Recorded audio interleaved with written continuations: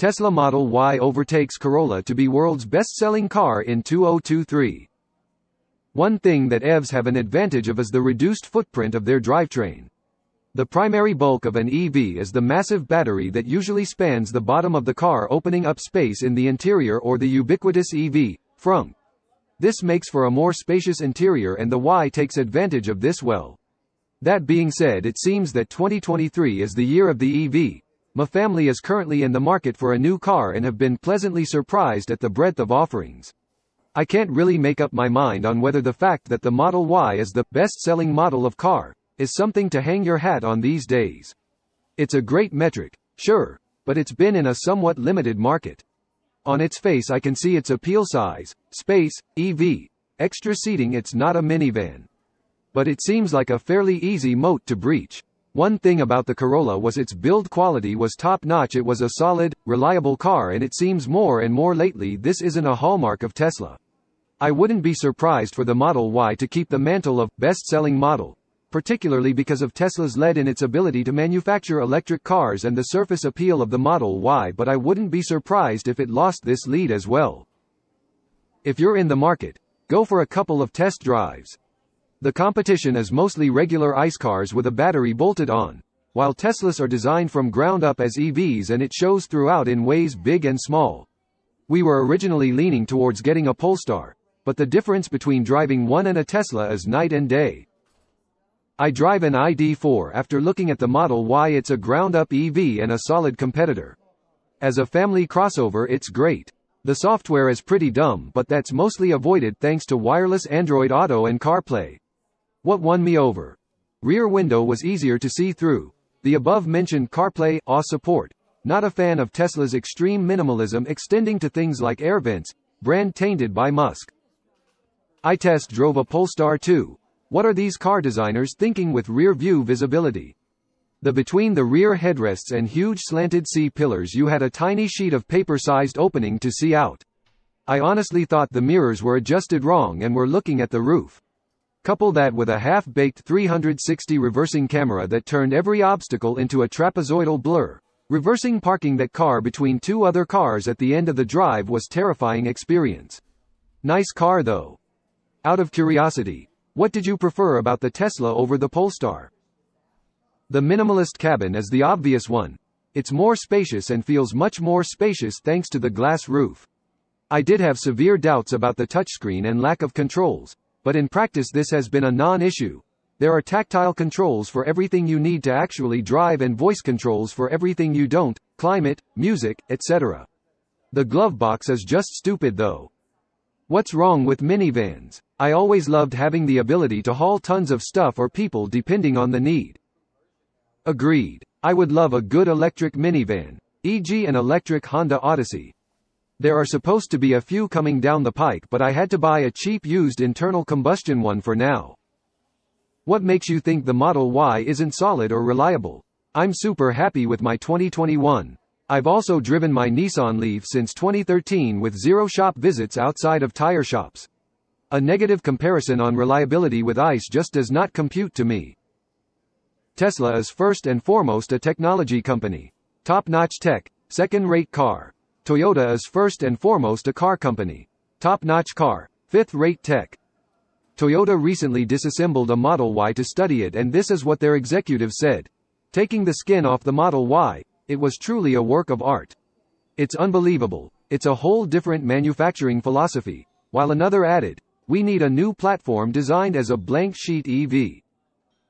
Source: Toyota is behind. Check what the Chinese and Germans are doing. Though you can't really do that since most of those cars aren't sold in the US. So, cars are not technology?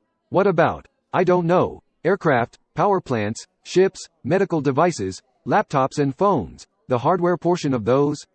And which tech is top-notch with Tesla? Self-driving. Their marketing is more than just incredibly good. So, that being said, it seems that 2023 is the year of the EV. My family is currently in the market for a new car and have been pleasantly surprised at the breadth of offerings. My wife and I are in the market for a second car, after buying an ICE SUV at the beginning of the pandemic and having no car for 10 years before that, living in San Francisco. There's a lot of options for a $40,000 plus primary family car. But my impression is that there is a notable lack of options in the second car, or economy car, categories. We already have the ICE SUV for road trips, camping trips, IKEA trips, etc. We will probably need a second car very soon, moving from the Bay Area to LA and less WFH schedules. Am I just supposed to get a Leaf or a Bolt? Plug-in hybrids seem very cool to me but barely exist in the US. Is this really too much cognitive load to figure out how fuel economy works? Where's the $25,000 electric Corolla with 100-mile range? Translation. Luxury vehicles are the future of car sales. Model Y is 2 times as expensive as a Corolla. Plus you can go and find an older Corolla with 100k plus miles on it and pay perhaps $5,000 cash for it. Then drive it for another 50 to 100k. I don't see people in the service industry picking up a used Tesla, now or in the foreseeable future. I don't see people in the service industry picking up a used Tesla, now or in the foreseeable future. Purchase price. You've already touched on. You can't even get a used Tesla for under $20,000. The second problem is charging. Apartments generally have a lack of EV chargers. Apartments generally have a lack of EV chargers. That's the trick. People living in apartments are not supposed to own and operate their own cars going forward. As alive in an apartment myself, I wasn't aware of that fact at the beginning. I kept asking myself, how am I supposed to charge my car if I'm living on the 8th floor? Turns out I was looking at the whole thing through the wrong lenses. What's really perverse about it, there's no better word to describe it, is that us, people living in apartments, do currently have a smaller carbon footprint compared to people living in actual houses, and yet we are the ones being punished as a result of measures which are meant to improve our global carbon footprint. So the solution for me, if I'd still want to own a personal car, would be to increase my carbon footprint by moving to an actual house on the ground, preferably in suburbia because cheaper, where there's also no proper public transportation to speak of. It might be 2 times as expensive, up front, but not for the TCO. People really need to remember maintenance costs over the ownership period. In a Tesla, all you're really paying for is tire rotation, alignment, rubber replacements, and air filters. Plus the electricity, in place of fuel. The savings add up significantly. I've heard some auto analysts suggesting that Tesla's trick to drop their car prices was not necessarily an act of desperation, as much as an action of opportunity. While all other car manufacturers are upping prices and increasing lead times, Tesla is taking advantage of this by having vehicles available and lowering prices in order to gain market share in a time when other manufacturers are expecting and preparing for slower sales. If that was the strategy, then it looks like it is working exactly as planned. To the extent that EVs last longer with very low maintenance costs, people will likely keep them even longer than they would keep other cars. And if Tesla can accelerate purchases of people who are considering getting an EV, they can drain the pool of potential EV buyers before other manufacturers are fully up and running. As a result, other manufacturers will have to anticipate lower sales numbers, which means they would set higher prices, because much of the cost is in tooling and other fixed costs of production. It could create a nasty situation for other manufacturers, especially those that are not large enough to spread the costs of EV manufacturing across other successful product lines. For people buying new cars, yeah, I guess I understand that being true. America prefers SUVs, but it's an interesting statistic. The Corolla is purchased by those who want an affordable sedan, as well as the affluent who don't want the unreliability of a German luxury car or a Tesla and are putting their money in other things like their home and marketable securities. The Ford F-150 is a vehicle used widely by commercial organizations as well as American retail consumers who can afford one. All of this leads me to think if you want to know what popular vehicle sales really are, I suspect you have to look at the used car market and normalize by model, removing years or generations to understand what the average consumer is really buying. Don't want the unreliability of a German luxury car or a Tesla? I truly beg you to talk to an actual Tesla owner to refine your opinions. EVs are practically zero maintenance machines. Unless you need to change your tires, you just don't think about oil changes or motor belts breaking or engine filters clogging and all the other nonsense that breaks in an ICE car. If you hate Tesla, that's a completely valid opinion, but don't pretend that people are buying Teslas just to spite themselves. The user experience is, for the vast majority of people, simply great. For what it's worth, I've been driving German cars my whole life and never had one break. Never had to think about motor belts or engine filters, just visit a garage for planned maintenance every year or whatever miles the manual states. Tesla are an amazing company that made EVs mainstream, but I'm never going to buy one. They don't know what the word privacy means. I don't get this, to be honest. Had a couple of experiences as a passenger and now I actively avoid them, on Uber. The ride is absolutely awful. So rigid. Every bump on the road is felt, to the point I felt nauseated. They're spacious, and maybe they're nice to drive, but if I bought this without test driving it first, I would return it. Some people, like myself, prefer a sporty ride. They're really fun to drive. I own one and don't regret it. Obviously no car will appeal to everyone, but clearly Tesla has a market despite the naysayers. Edit. The purchase experience beats traditional car makers hands down. No high-pressure sales tactics or scams like Rust Preventer. Naysayers also underrate Tesla's mobile service. Go into the app, create a ticket, attach pictures, get an estimate within hours, sometimes minutes. Accept, schedule. Tech comes to your house with all the parts and tools. Super easy. Not much to maintain.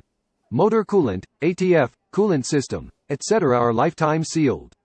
Brakes last forever thanks to Regen. Basically replace air filters every 3 to 4 years and tires per normal, which can also be done by mobile service. I love when people say this, because it tells me that they have never actually driven a sports car before. When Tesla owners say sporty, they mean acceleration. Yes, Teslas have mad acceleration. Not disputing that, but that's not a sporty drive. If anything, that's more what you would get from a muscle car, which offers pure torque at the cost of basically everything else, which is what Tesla offers. Tesla isn't a sports car. It is a muscle car trapped in a sports car body. Drive a Porsche, or Mercedes, C or S classes. The A classes are a joke, or BMW. These give you a sports drive. Smooth suspension, finely tuned transmission shifts, snappy steering, etc. These traits make up sporty drives. While power plays a component in that, it's not pure torque. I realize that Tesla doesn't have a transmission before someone spits that out to me. But look at the electric Porsches and BMWs who mimic a transmission range to give you that. It isn't just a linear line like a Tesla. That's the difference between a mechanical drive and an emotional one. This is also why neither of these companies' current offerings can beat out Tesla in 0 to 60 time. They could come close or beat it if they wanted to, but their clientele isn't looking for that. They want a traditional shift and acceleration, so they offer that instead. The quality of Tesla vehicles are objectively terrible. I had looked at purchasing one 4 to 5 years ago when they were all the hype, and I walked away from the test drive disappointed. Yes, you push the pedal and it go fast. Everyone with a Tesla loves to show that off, and I can't dispute it. But the actual ride quality is, or at least was, truly horrible. Terrible road noise and suspension that bottoms out and rebounds aggressively. This doesn't even address the countless concerns people have raised of build quality, like badly placed body panels, weather stripping coming loose, bad locks, etc. It really shocks me that people were buying Mercedes-level prices for a car that was built worse than budget brands. Yes, you got a sexy big screen. Before that was common. And it had all the cool 360 cameras. Before those were common. And it had the promise, more like an IOU, for self-driving. It is funny because I bought a new BMW and saved money. The Beamer was a budget choice by comparison, by tens of thousands of dollars. Really happy I went that route after watching the next 5 years play out. Half of it is the buying process. Any speculation why Model Y is selling better than Model 3? Since other car makers are trying to cover the market by diversifying their model lineup, this is hardly surprising. I mean, just take BMW. Despite seemingly not taking EVs seriously at first, they already have more different EV models to choose from than Tesla. So even if BMW would overtake Tesla in total EV sales, the Model Y would probably still get to keep the best-selling car title. Even if you total up all the models from other manufacturers, it still doesn't touch the Model Y or Model 3 for sheer volume. Add all 4 Tesla models up and it's a bloodbath. This is in the markets people on HN probably care about, North America and Europe. China is another matter. The BMW Group sold 588,138 cars in 2023. Where is that a bloodbath? Of which how many were electric? Does it matter to BMW? Why would HN people not care about sales in China? But if I take BMW, I see they currently have 3 all-electric models on offer: X, i7, i4. As a cyclist, there isn't any car on the road that scares me more than these. The drivers are worse than aggressive truck drivers. Given that it's the best-selling car, maybe it's just that people are generally horrible at driving? At least in my area, the drivers of these seem an order of magnitude more clueless than any others. Imagine if Toyota would have just made a simple, but nicely built electric car 3 to 5 years ago. Pretty foolish mistake. Flagged.